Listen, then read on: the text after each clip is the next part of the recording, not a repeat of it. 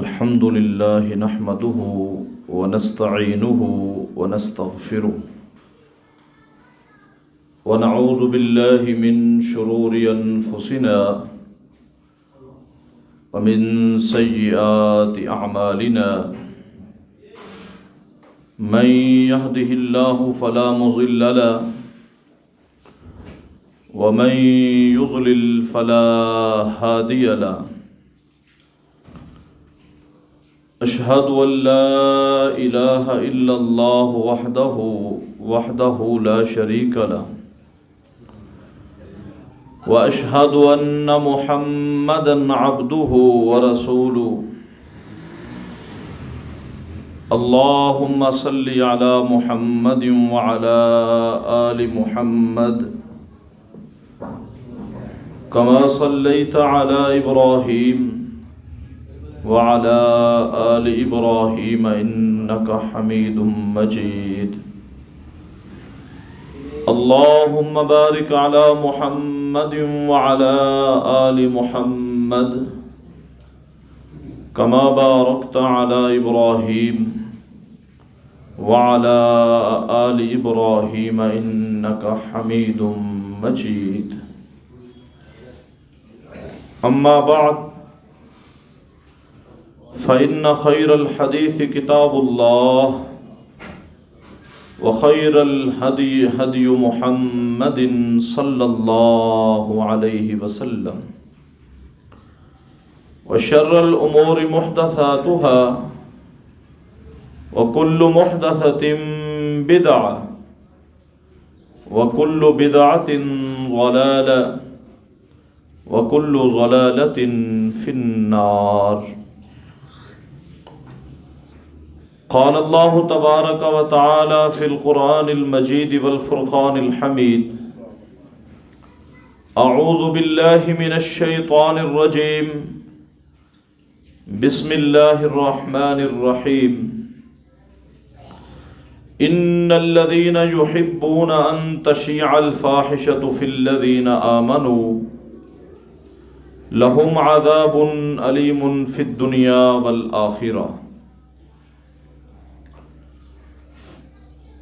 ہر قسم کی حمد و ثنا، تعریف و ستائش، بڑائی، بزرگی، کبریائی اللہ تبارک و تعالی کی ذات کے لیے خاص ہے، جس مالک نے اس کائنات کو پیدا فرمایا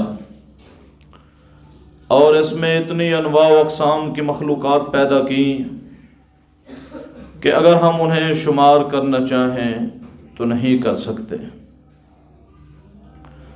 بے شمار، بے حد و حساب درود و سلام ہوں سید الکونین، رحمت دو عالم، امام الانبیاء، سید الانبیاء،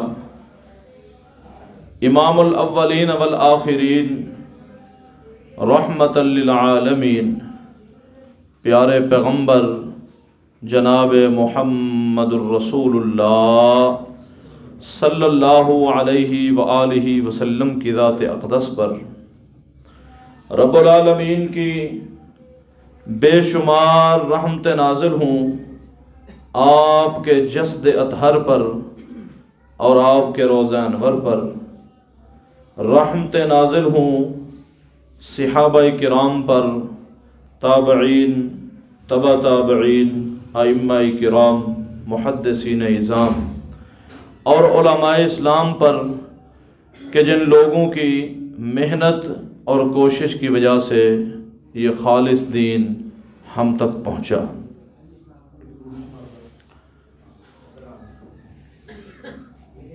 سامعین محترم، عزیز دوستوں اور بزرگوں، اللہ تبارک و تعالی نے انسان کو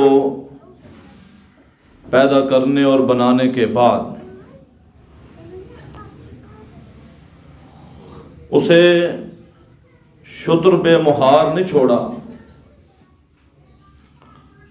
بلکہ اس کی رشد و ہدایت کے لیے انبیاء علیہم الصلاۃ والسلام کا ایک طویل سلسلہ شروع فرمایا، جس کا آغاز سیدنا آدم علیہ السلام سے ہوتا ہے، اور اس سلسلے کی آخری کڑی خاتم النبیین ہمارے آقا جناب محمد الرسول اللہ صلی اللہ علیہ وسلم کی ذات اقدس ہے۔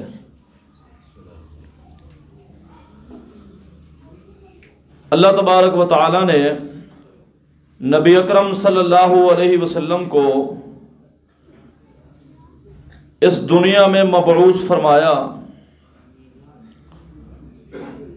اور کئی ایک اہم مقاصد آپ کے ذمہ لگائے۔ انہی مقاصد میں سے ایک سب سے اہم اور سب سے بڑا مقصد آپ کا وَيُزَكِّيهِمْ، جو قرآن حکیم میں اللہ تعالیٰ نے بیان فرمایا ہے کہ ان کا تزکیہ کر دیجئے، انہیں پاک کر دیجئے، تزکیہ نفس کر دیجئے۔ اللہ تبارک و تعالیٰ فرماتے ہیں لَقَدْ مَنَّ اللَّهُ عَلَى الْمُؤْمِنِينَ إِذْ بَعَثَ فِيهِمْ رَسُولًا مِّنْ أَنفُسِهِمْ، یقیناً اللہ تبارک و تعالیٰ نے بہت بڑا انعام کیا ہے،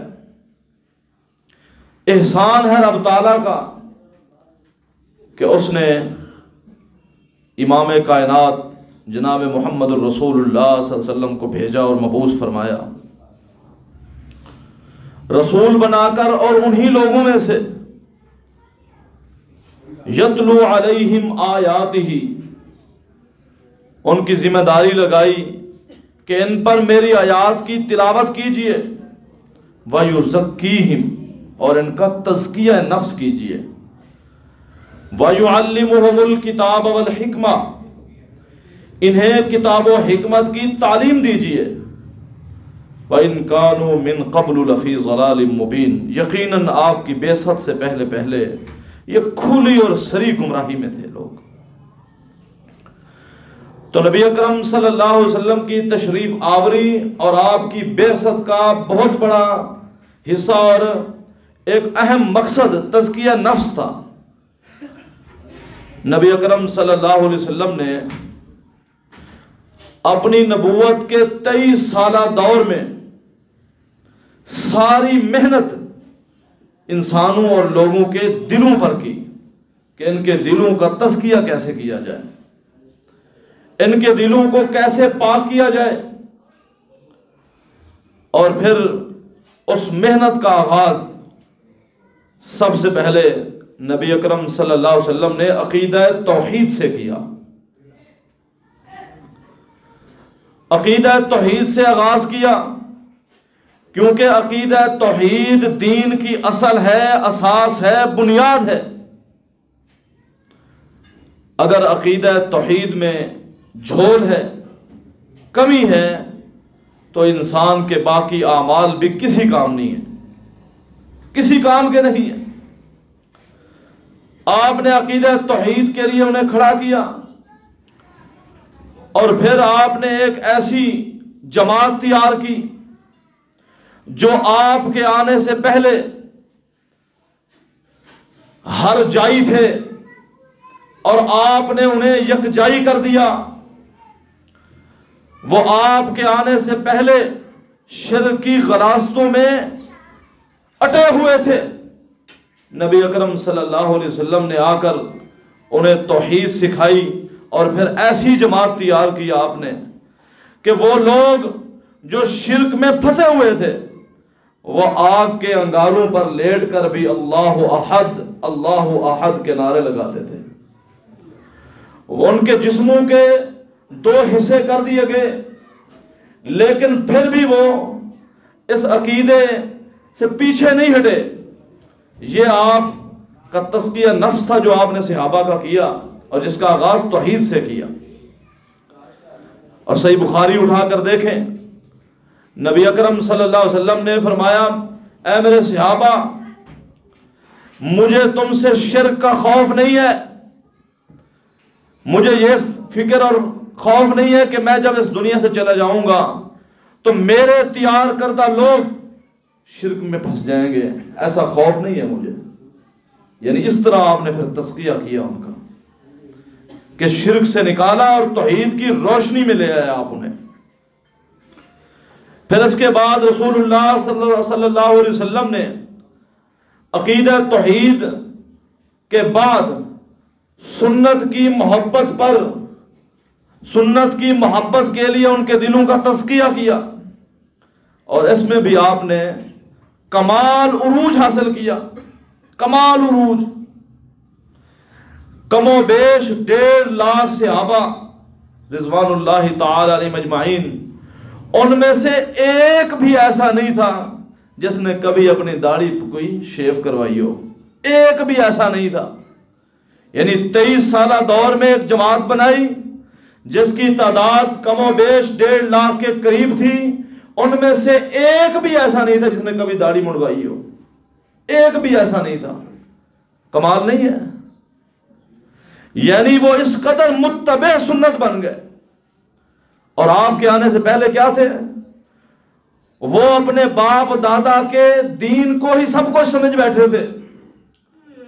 آپ کے آنے سے پہلے وہ سمجھتے جو ہمارے آباء و اجداد کرتے رہے ہیں یہی دین ہے. لیکن جب آپ آئے اور آپ نے پھر ان کا تزکیہ نفس کیا اور توحید کے بعد سنت کی محبت ان کے دلوں میں بسائی، اس قدر بسائی، ایک بھی ایسا نہیں تھا جس نے سنت چھوڑ دی اور سنت کو منڈوایا ہو، ایک بھی ایسا نہیں تھا. ہمارے لیے یہ لمحہ فکریہ ہے کہ آپ جو جماعت کھڑی کر کے گئے وہ سارے متبع سنت تھے، اپنے کردار میں، اپنے اخلاق میں، اپنے وضاقتہ میں. اور اگر میں اور آپ غور کریں تو ہماری حالت بہت پتلی ہے، بہت پیچھے کھڑے ہوئے ہیں.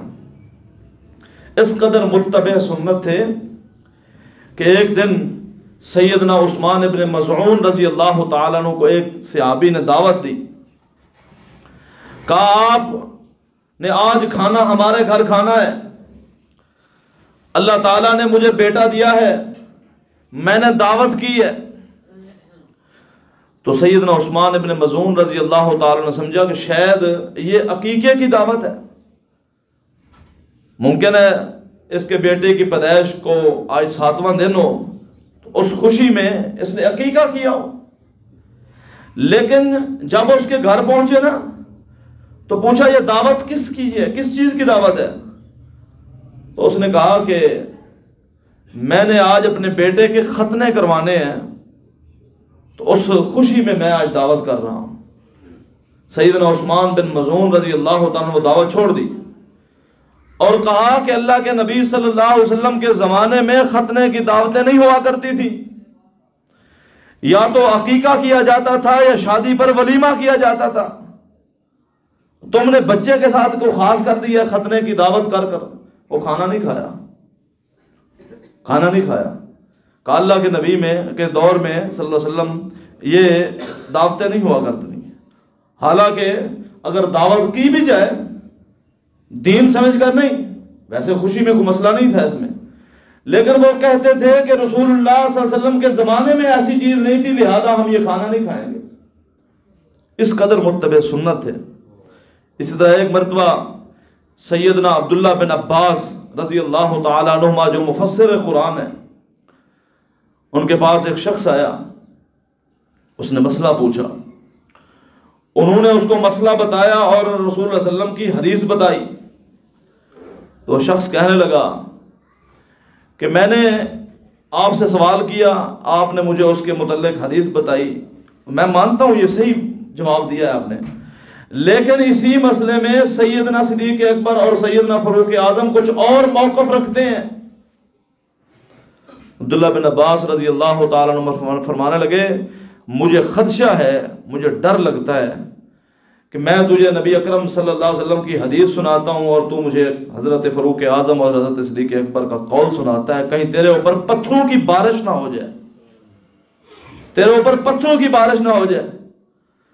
اگرچہ بعض محدثین نے اس کی سند میں کلام کی ہے، لیکن یہ مفہوماً بالکل صحیح ہے یہ بات کہ جب آپ کی حدیث آ جائے تو اس کے بعد کسی اور کے قول کی حیثیت ہی باقی نہیں رہتی، چاہے وہ صدیق اکبر رضی اللہ تعالیٰ عنہ کیوں نہ ہو۔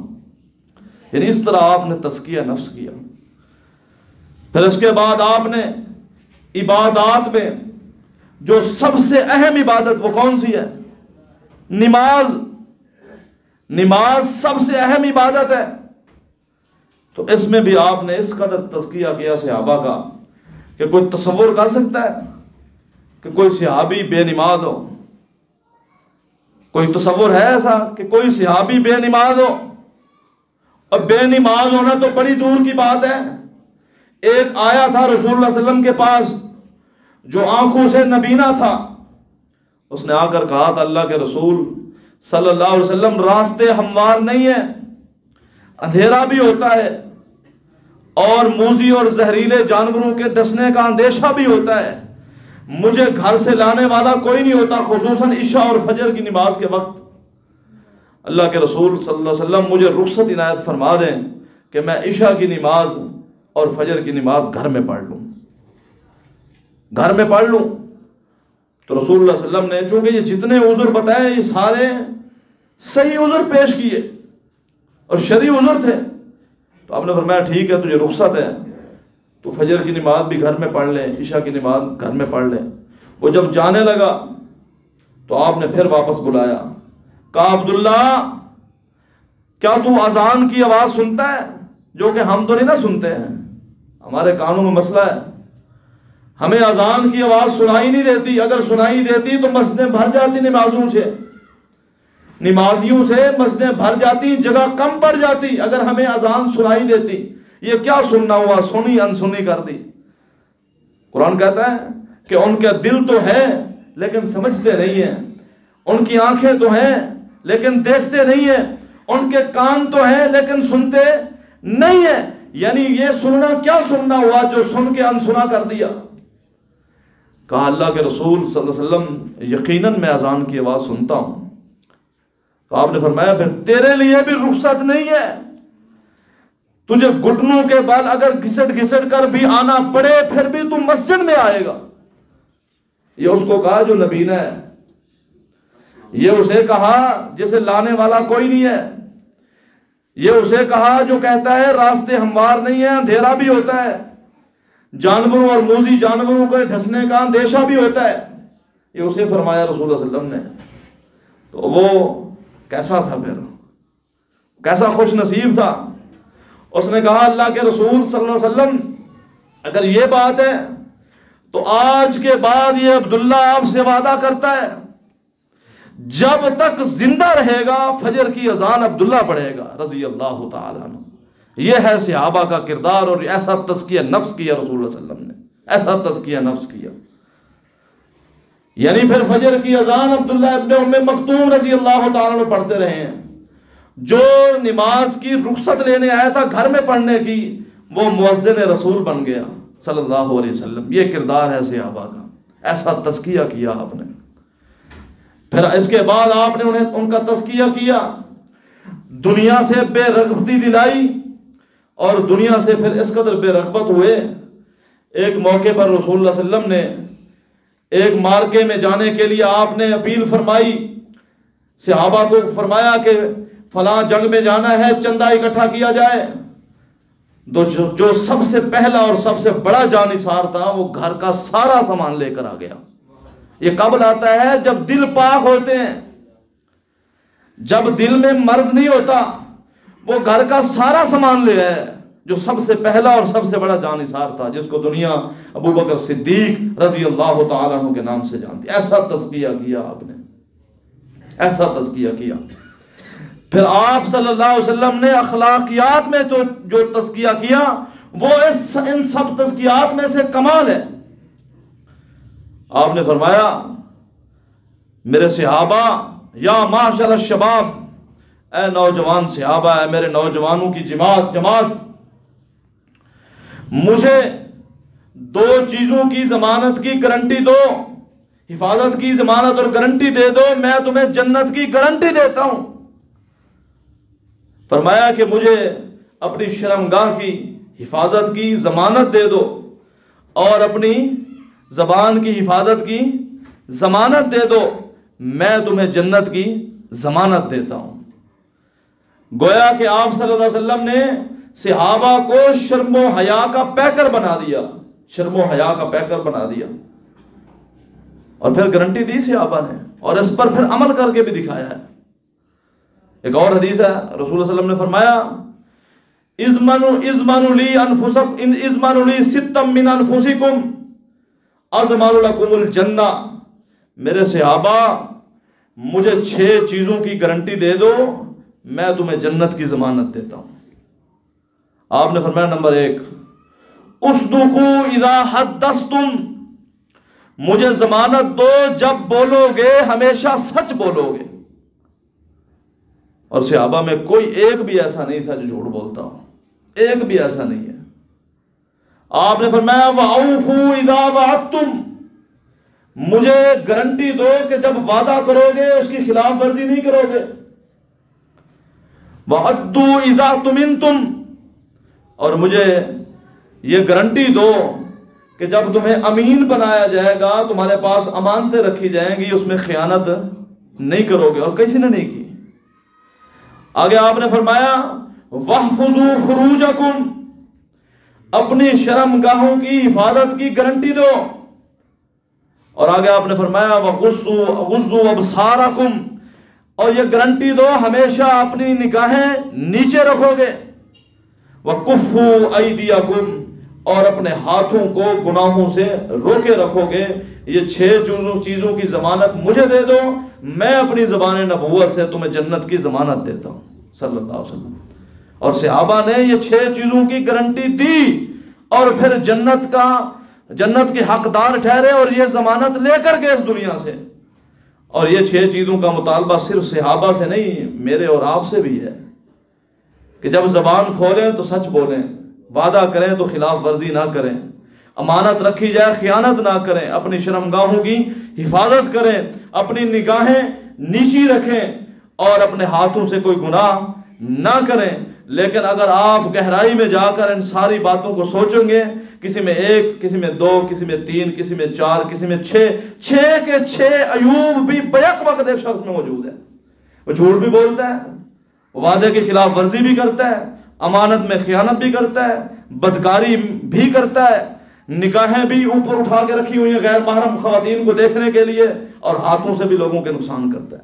یعنی بعض تو بدبخت ایسے ہیں جن میں 6 کی 6 چیزیں موجود ہیں برائی کی، اور خوش نصیب ہیں جو زبان کھولتے ہیں سچ بولتے ہیں، امانت داری کا خیال کرتے ہیں، وعدے کی پاسداری کرتے ہیں، شرم و حیا کے پیکر بنے ہیں، آنکھوں کو جھکائے ہوئے ہیں، اور ہاتھوں سے کسی کو تکلیف نہیں دیتے، دکھ نہیں دیتے۔ اور یہ وعدہ لیا آپ نے صحابہ، اور صحابہ نے اس پر پورا عمل کیا۔ پھر ایک شخص آیا رسول اللہ علیہ وسلم کے پاس، اللہ کے رسول صلی اللہ علیہ وسلم میں اسلام قبول کرنا چاہتا ہوں، لیکن میرے اندر ایک کوتاہی ہے، ایک گناہ ہے، وہ نہیں چھوڑتا۔ میں اسلام قبول کرتا ہوں لیکن میرے اندر ایک کوتاہی ہے کہ مجھ سے بدکاری نہیں چھوٹ رہی، مجھے اجازت دے دے میں بدکاری کرتا رہوں اور کلمہ بھی پڑھ لوں۔ رسول اللہ علیہ وسلم کس قدر حکمت سے اس کو اپنے پاس بلایا، کس قدر حکمت سے آپ نے اسے سمجھایا، آپ نے اس کو اپنے قریب بلایا، اس کے گھٹنے اپنے گھٹنے کے ساتھ ملائے، اور آپ نے اس سے پوچھا کون سی عادت؟ کہا اللہ کے رسول برائی نہیں چھوڑ سکتا، باقی سارے اسلام کے احکامات پر عمل کروں گا، برائی نہیں چھوڑوں گا۔ آپ نے فرمایا تو چاہتا ہے کہ کوئی تیری ماں کے ساتھ بدکاری کرے؟ کہا اللہ کے رسول میں کیسے برداشت کر سکتا ہوں کہ کوئی میری ماں کے ساتھ بدکاری کرے؟ پھر آپ نے فرمایا تو چاہتا ہے، یعنی کئی رشتے گنوائے جس میں آپ نے فرمایا تو چاہتا ہے تیری خالہ کے ساتھ، تیری پھوپھی کے ساتھ، تیری بہن کے ساتھ، تیری بیٹی کے ساتھ، تیری بیوی کے ساتھ کوئی بے حیائی اور برائی کا ارتکاب کرے؟ کہا اللہ کے رسول میں کبھی بھی یہ برداشت نہیں کر سکتا۔ تو آپ نے فرمایا جس کے ساتھ تو بدکاری کرتا ہے وہ بھی تو کسی کی ماں ہے، کسی کی خالہ ہے، کسی کی پھوپھی ہے، کسی کی بہن ہے، کسی کی بیٹی ہے، کسی کی بیوی ہے۔ اس نے کہا اللہ کے رسول بس کر دے، مجھے سمجھ آ گئی ہے، اللہ کے رسول بس کر دے، مجھے سمجھ آ گئی ہے، میں وعدہ کرتا ہوں آپ سے جب تک زندہ رہوں گا کبھی بدکاری کے قریب نہ جاؤں گا۔ یہ تھے صحابہ، اور یہ تھے صحابہ کا کردار رضوان اللہ تعالی علیہ مجمعین۔ ایسا کردار پیش کیا، پھر ایسا کردار پیش کیا سیدنا ابو مرثد غنوی رضی اللہ تعالیٰ عنہ کا نام سن رکھا ہے۔ جب اسلام لائے نا تو اللہ کہنے لگے اللہ کے رسول صلی اللہ علیہ وسلم ایک بری عادت میرے اندر پائی جاتی ہے، وہ ختم نہیں ہوتی، مجھے چوری کی عادت ہے، چوری کی، اسلام قبول کر لیا، مجھے چوری کی عادت ہے، وہ نہیں ختم ہو رہی۔ تو آپ نے فرمایا اس کا بھی حل ہے ہمارے پاس، اس کا بھی حل ہے ہمارے پاس۔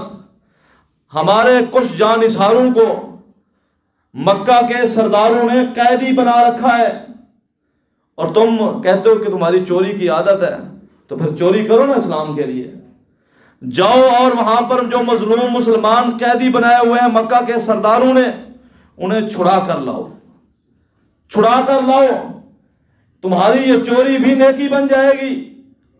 سیدنا ابو مرثد غنوی رضی اللہ تعالیٰ عنہ گئے پھر اور وہاں سے قیدی چھڑوانا شروع کر دیے، قیدی چھڑوانا شروع کر دیے۔ ایک مرتبہ وہ قیدی چھڑوا کر آ رہے تھے یا جا رہے تھے تو ایک عورت سے ان کی ملاقات ہوئی جس کا نام عناق تھا۔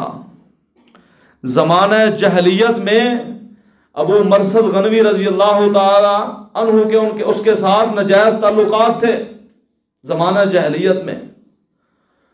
تو اس نے جب دیکھا کہا ابو مرثد ہے، ابو مرثد ہے، کہا ظاہری طور پر وہی ابو مرثد ہوں لیکن اندر سے بدل چکا ہوں۔ اس نے برائی کی دعوت دی، بے حیائی کی دعوت دی، کہا رات کا اندھیرا ہے کوئی نہیں دیکھتا، کہا کوئی نہیں دیکھتا میرا رب تو دیکھتا ہے نا، میں کلمہ پڑھ کر مسلمان ہو چکا ہوں اور میں یہ بیعت کر کے آیا ہوں رسول اللہ صلی اللہ علیہ وسلم کے ساتھ کبھی بدکاری نہیں کروں گا۔ تو اس نے کہا کہ تو سارے وہ معاملات بھول گیا ہے، اس سے پہلے جو میرے ساتھ تیرا تعلق اور ریلیشن تھا وہ سارا بھول گیا ہے۔ کہا سمجھو کہ وہ ختم ہو گیا ہے، اب ایک نیا ابو مرثد تمہارے سامنے کھڑا ہے۔ اس نے کہا کہ اگر بدکاری نہیں کرے گا تو میں شور مچاؤں گی اور مکہ والے پہچان لیں گے، پکڑ لیں گے کہ یہ وہی شخص ہے جو ہمارے قیدیوں کو چھڑا کر لے جاتا ہے۔ کہا تو شور مچا۔ اس نے شور مچانا شروع کر دیا۔ سیدنا ابو مرثد غنوی رضی اللہ عنہ سے بھاگ کھڑے ہوئے، اس نے شور مچایا لوگوں یہ وہ شخص ہے جو تمہارے قیدی چھڑا کر لے جاتا ہے۔ وہ پیچھے دوڑے لیکن سیدنا ابو مرثد غنوی وہاں سے نکل گئے اور مدینہ طیبہ آئے۔ رسول اللہ صلی اللہ علیہ وسلم سے آ کر کہا اللہ کے رسول صلی اللہ علیہ وسلم میں حسب معمول قیدی چھڑوانے گیا تھا، آج میرے ساتھ یہ واقعہ پیش آیا ہے کہ اس عورت جس کے ساتھ میرے زمانہ جہلیت میں تعلقات تھے اس نے مجھے برائی کی دعوت دی، لیکن میں نے آپ سے چونکہ وعدہ کر رکھا ہے اور آپ کے ہاتھ پر بیعت کر رکھی ہے کہ کبھی بدکاری کا ارتکاب نہیں کروں گا، نہیں کی، میں نے گناہ کو چھوڑ دیا اللہ کی رضا کے لیے، آپ مجھے اجازت دے دیں میں اس سے نکاح کر لوں۔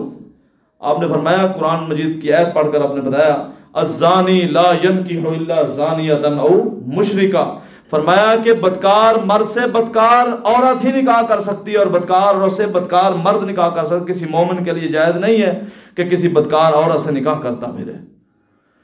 تو دیکھیں یعنی اللہ تعالیٰ کس طرح ان کی عزتوں کا محافظ بنا، پھر رسوا نہیں ہونے دیا اللہ تعالیٰ نے۔ جس نے حیا کو اپنے ساتھ اپنے دامن میں سمیٹ لیا اللہ تعالیٰ نے اس کی عزتوں کی حفاظت کی ہے، اسے رسوا نہیں ہونے دیا۔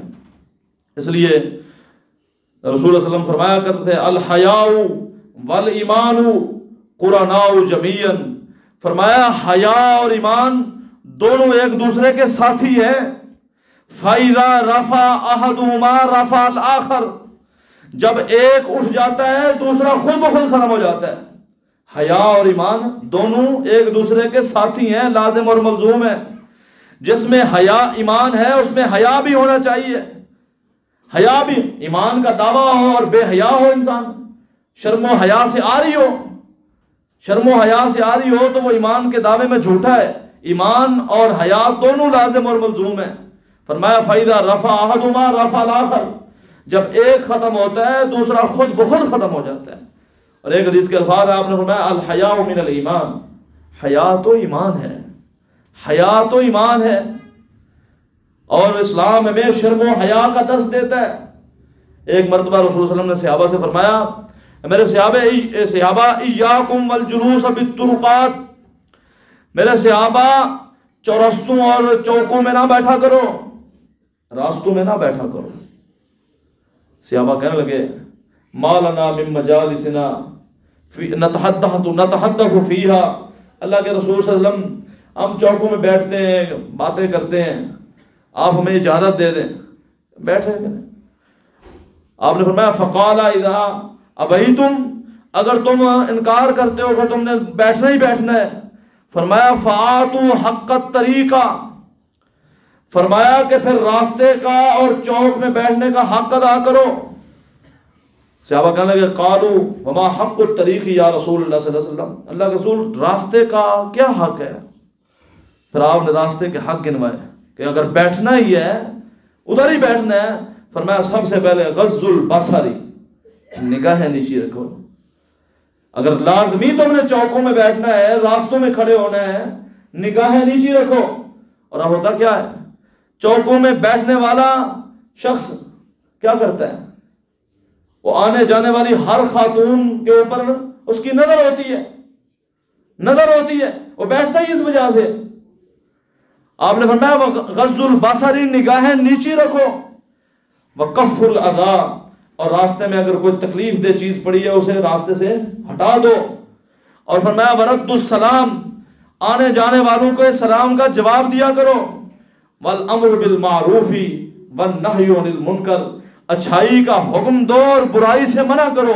اگر یہ کام کر سکتے ہو تو چلو پھر بیٹھ جایا کرو، اور یہ کام نہیں کر سکتے تمہارا مقصد ہی چوکوں اور گلیوں میں کھڑے ہو کر صرف لوگوں کی عزتوں کو اچھالنا ہے تو تمہیں اجازت نہیں ہے پھر رستوں میں بیٹھنے کی۔ یہ کن کو فرمایا؟ صحابہ کو، جن کا کردار میں نے آپ کے سامنے پیش کیا ہے، جو اس قدر پاک تھے، جن کے دل اس قدر شرم و حیا سے بھرے ہوئے تھے، یہ انہیں فرمایا۔ ہم کہاں کھڑے ہیں؟ رسول اللہ صلی اللہ علیہ وسلم نے ایک دن نماز کے بعد نماز پڑھ کر باہر نکلے تو آپ نے دیکھا کہ عورتیں اور مرد اکٹھے جا رہے ہیں نماز پڑھ کے، عورتیں اور مرد یعنی صحابیات اور صحابہ اکٹھے جا رہے ہیں۔ آپ نے فوراً ٹوکا، آپ نے عورتوں سے فرمایا کہ تم راستوں کے درمیان میں نہ چلا کرو، راستے کے ایک طرف چلا کرو، درمیان میں نہیں چلنا تم نے۔ یہ انہیں فرمایا جو اتنے پاک باز لوگ تھے۔ اور اس کے بعد پھر دیکھا گیا کہ خواتین نماز پڑھنے جب مسجد میں آتی واپس جاتی دیوار کے ساتھ اس قدر لگ کر چلتی، بعض دفعہ ان کے